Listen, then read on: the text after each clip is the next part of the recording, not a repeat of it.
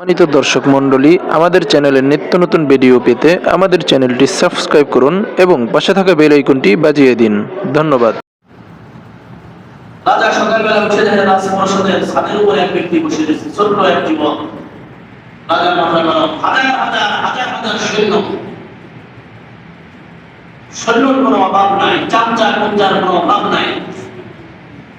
পুরো গণভবন ঘিরে রাখছে, কেউ ঢুকতে পারবে না, এমন ভাবে রাজা ঘিরে রাখছে। কে বালক হাত কাট করে সে ছাদের উপরে বসেছে, যত উজির রাজের মন্ত্রী সব কাছে, কে যুবক? হাজার হাজার লক্ষ লক্ষ পাহাড়া ভিতরে আমার রাজপ্রাসাদের ছাদের উপরে বসেছে কে? মন্ত্রীরা কিছু সময় গবেষণা করে রাজাদের বলতেছে, রাজা এই যেন তেন কোনো ব্যক্তি না, কে ব্যক্তি? এই ব্যক্তিকে স্বয়ং আল্লাহ পাক রব্বুল আলামিন ইজ্জত আসমান থেকে পাঠাইছে। আল্লাহ পাক রব্বুল আলামিন ইজ্জতের রুচি এতটাই খারাপ যে হাফ প্যান্ট পরে একজন হাফ প্যান্ট পরা লোককে ও রাজপ্রাসাদের দরবার পাঠাইছে। আর ও এত বড় জ্ঞানীবান সরকার, ও তাই বলছে, হ্যাঁ আল্লাহ পাক তাহলে আমার জন্য এটাই সম্মানের ব্যবস্থা করেছে। প্রত্যেকটা জিনিসের ভিতরে শিক্ষা আছে, দেখেন এটাও আমার জন্য একটা শিক্ষা। রাজা বলছে, ঠিক আছে, ওরা এক রুমের মধ্যে নিয়ে গরম পানি দিয়ে সুন্দরভাবে গোসল করাবো। ছাদ থেকে নামায় গরম পানি করে গোসল করাতে এমন তারা চিৎকার শুরু করেছে। রাজা জিজ্ঞেস করছে, কিরে মন্ত্রীরা ও চিল্লাই কেন? আধ্যাত্মিক জগতের মানুষ এই গরম পানি জীবনে দেখে নাই, গোসল কি জিনিস ওজগা করার ব্যবস্থা নাই, গরম পানি দেখে ও চেঁচাচ্ছে, অর্থাৎ এই জায়গার আবহাওয়ার সাথে ম্যাচ করতেছে না, মিল করতেছে না, এই জন্যই ও চেঁচাচ্ছে। ঠিক আছে, গোসল টোসল করায় রবির মধ্যে আনছে, হীরামণি মুক্তা অনেক কিছু ওর সামনে রাখছে। এমনি হয়েছে আরো চিৎকার, কঠিন আকারে চিৎকার শুরু করছে। বাদশা আবার জিজ্ঞেস করছে, ও মন্ত্রীরা ও চিৎকার করে কেন? মন্ত্রী কিন্তু পেট বাঁচার জন্য মন্ত্রীরা বলতেছে, বাদশা ও এই সমস্ত হীরামণি মুক্তা জীবনে দেখে নাই, এগুলো তো আধ্যাত্মিক জগতে ব্যবস্থা নাই, তাই দেখে ও চেঁচাচ্ছে, মনে করতেছে এগুলো আগুন, ভয় পেতে ওকে মেরে ফেলানো হবে। তাই ঠিক আছে, এখান থেকেও রাজারে বলদা বুঝতে সরাই নিয়ে আসছে। রাজার যে কথা বলতেছে রাজা সেই কথাটাই বুঝতেছে, কারণ রাজা তো বড় বিপদে। রাজা বড় বিপদে, কারণ এত বড় রাজপ্রাসাদ যেখানে বাতাস ঢোকার ক্ষমতা নাই, সেখানে ও এসে আমার সাথে বসে রয়েছে, বড় ভয়ঙ্কর ব্যাপার স্যাপার। মন্ত্রীরা বুঝতেছে রাজা, আচ্ছা এখন উপায় একটাই, ও যেহেতু এত এলোমেলো করতেছে, আধ্যাত্মিক জগতের মানুষ, দুনিয়ার বাতাস কোনো কিছুর সাথে মিল হচ্ছে না, ও মনে হয় স্বাভাবিক হয়ে যাবে, মনে হয় আপনার মেয়ের সাথে যদি ওকে বিবাহ দেওয়া হয় তাহলে মনে হয় ও ঠিক হয়ে যাবে। রাজা বলতেছে, ঠিক আছে তাহলে তার ব্যবস্থা করো। ব্যবস্থা করছে, রুমের মধ্যে সুন্দরভাবে সাজায় গোছায় চেয়ারে বসায় রাখছে। রাজার মেয়ে বলে কথা, সাধারণত আমাদের এলাকার যদি কোনো বড় লোকের মেয়ের বিয়ে হয়, পরে এমন সাজানো সাজায় যে এক সপ্তাহ পর্যন্ত আসল চেহারা দেহা মানুষের জন্য কষ্ট করে যায়। এলাকার বিউটি পার্লারের বিয়ে একটা হয় না, সব ওর মাথার সব শরীরের উপর মনে করেন যে ডালে বাচ্চার মেয়ে বলে কথা, দম্মের সাধারণ সাজাইছে, আইন ওর সামনে দেশে এখনো চিৎকার শুরু করেছে, মাওলা তুমি আমাদের কোথায় ফেলে দে, এমন ডাইনিং সামনে দিলে ডাইনি আমাদের খেয়ে ফেলবে, এমন অবস্থায় তুমি এমন পরিস্থিতিতে আমাকে এনে ফেলালি। এখন ডাক শুরু করেছে মাওলাকে। রাজা সমস্ত শব্দ শুনে আসছে, মন্ত্রীরা ঘিরে এত চিল্লাই কেন?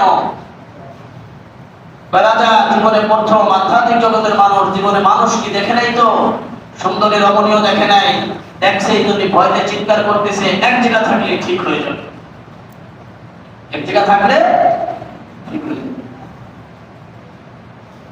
এক জায়গায় রাখছে, এখন মন্দিরেরা বলছে থাকো। এখন কত সাধারণ একজন মুসির ছিল, জীবনে এগুলো কল্পনা করে নাই, দেখা তো দূরের কথা। এখন বলতেছে তোমরা আমাকে একটু ছেড়ে দাও। কেন? আমি একটা জিনিস দেখবো, কিন্তু আমাদের ছেড়ে দেওয়ার পরে শর্ত, আমাদের ছেড়ে দেওয়া কিন্তু তোমাদের গেটটা খোলা রাখবা।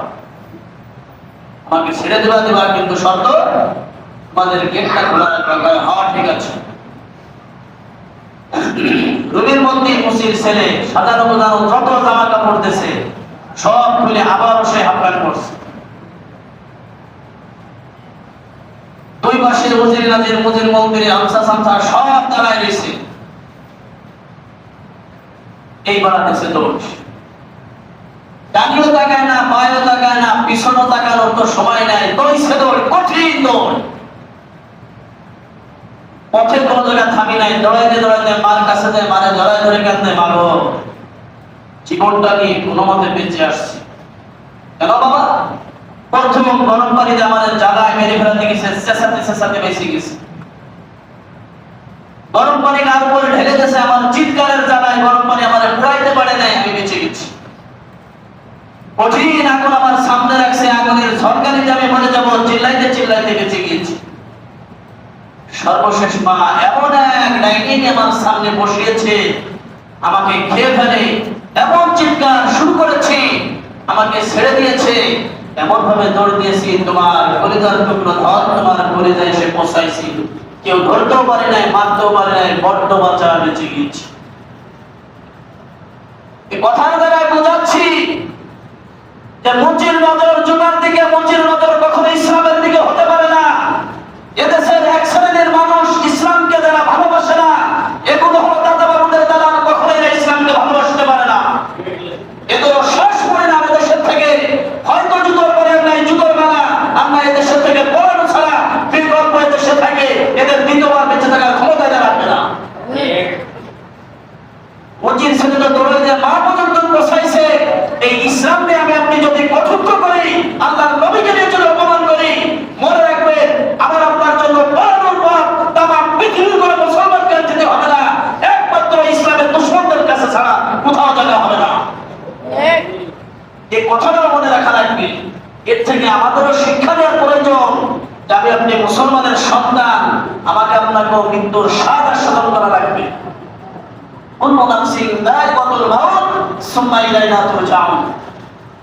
মৃত্যুর স্বাদ সকলের আস্বাদন করা লাগবে।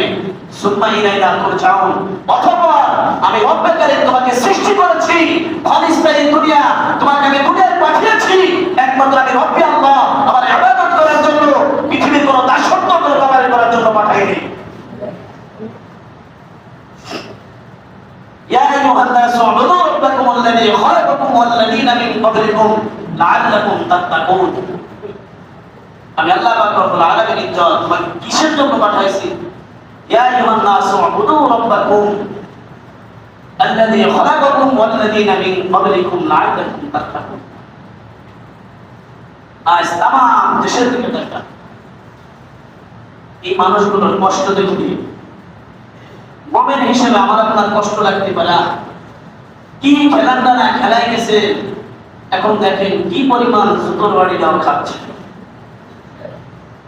আর যদি আমি আপনি যদি কোরআন সুন্নাহ মোতাবেক আমার আপনার জীবনকে গঠন করতে পারতাম, তাহলে আশা করা যেত যে আমার আপনার কপালে এত সুন্দর লাথিয়ার জুতার বাড়ি যুক্ত না। এটাই শেষ পরিণাম, শেষ পরিস্থিতির ভিতরে আমাকে পড়া লেগেছে। যে সমস্ত আলেমগুলোরে হাজার ভাবে অত্যাচার করেছেন, নির্যাতন করেছেন, দেশের থেকে খেদাই দিয়েছেন। গোপালগঞ্জের কাকারিয়া বাড়ি এই আব্দুল্লাহ, এই লোক ধর্মমন্ত্রী থাকতে, শিক্ষামন্ত্রী থাকতে, মনে হয় ধর্মমন্ত্রী থাকতে মিজানুর রহমান আজহারের এক সপ্তাহের মধ্যে দেশের থেকে খেদাই ছাড়ছে। আরে বেটা 4 বছর পরে সেই দেশের আবারও আসছে, তুমি তো কবরের মধ্যে সিটে দিয়েছো। একটা মানুষ মরে যাওয়ার পরে তারপরে সাধারণত মানুষের কোনো আক্ষেপ থাকে না, কষ্ট থাকে না। যদি একটা মানুষ মৃত্যুর পরে যদি তাকে বকাবাজ্য করে, বুঝতে হবে তার দুনিয়ার আমল ভালো ছিল না। এটাই তার জন্য বড় দুঃখজনক, বড় কঠিন অবস্থা। মূল কথা এটাই বোঝানো, আমি আপনিও মৃত্যুর পরে যেন আবার আপনার জন্য মানুষ বলে না রে হায় আফসোস, একটি মানুষ, এই মানুষটা ছিল, এই মানুষটা মারা গেছে, বড় ভালো মানুষ ছিল, আল্লাহ আপনাকে জান্নাত নসিব করুন। মৃত্যুর পরে যেন মানুষ স্লোগান না দেয় আলহামদুলিল্লাহ, সুবহানাল্লাহ, আমিন আমিন আমিন। জিনিসগুলোকে জানি না আপনাদের কেমন কোন নজরে দেখেন বা কেমন লাগে, বড় কথা বেদনাদায়ক। মুসলমানের সন্তান মারা গেছে, আলহামদুলিল্লাহ। সুম্মা আলহামদুলিল্লাহ, আমিন সুম্মা আমিন। আর লেখে কি সুন্দর, অনেকে কমেন্টে লেখে একজন মুসলমানের সন্তান মারা গেছে, আমরা দোয়া করি ইন্না লিল্লাহি ওয়া ইন্না ইলাইহি রাজিউন, পরওয়ারদিগার তুমি যাতে খুশি, আমি তোমার বান্দা আমিও যাতে খুশি। এই দোয়ার অর্থ, সংক্ষিপ্ত দোয়া অর্থ এটা। আর আমরা দোয়া করি জয় বাংলা জয় বঙ্গবন্ধু, চলে যাও আমাদের কাছে মায়ের একজন একার কারাগারে, আলহামদুলিল্লাহ আলহামদুলিল্লাহ, খালি আমিন আর আমিন। আরে ভাই, আমি আপনি কিরকম জীবন গঠন করে গেলাম, আমার আপনার মৃত্যুর পরে আমার আপনার জন্য একটা ব্যক্তি দোয়া করলো না? এই জীবন দিয়ে কি হবে? এই ক্ষমতা দিয়ে আবার কি হবে? যে ক্ষমতা আমার আপনার মৃত্যুর পরে আমাকে আপনাকে জাহান্নামের দ্বার পর্যন্ত পৌঁছায় দেয়, জান্নাতের খেলার পর্যন্ত সুগার তৌফিক দেয় না, এরকম জীবন তো আমরা চাই নাই। এই জীবনটা আমি আপনি কি করবো? যে জীবনে গালাগালি আর বদ্ধ আশ্রয় কিছুই করে যায়নি। এই জন্য আমরা নিয়ত করে আমাদের ভিতর থেকে অহংকার, হিংসা, বিদ্বেষ বের করে, অত্যাচার জুলুমের কুঠা বের করে একমাত্র পরওয়ারদিগারের কাছে সন্ধিরে আমি আপনি আমার আপনার অন্তরকে ঝুঁকিয়ে দিই, লিপিবদ্ধ করে কোরআন সুন্নাহ মোতাবেক জীবনকে গঠন করতে পারি। এই দিকে আমরা সকলে মনোনিবেশ হই। আল্লাহ সকলকে তৌফিক দান করুন, সকলে বলে আমিন। আর একজন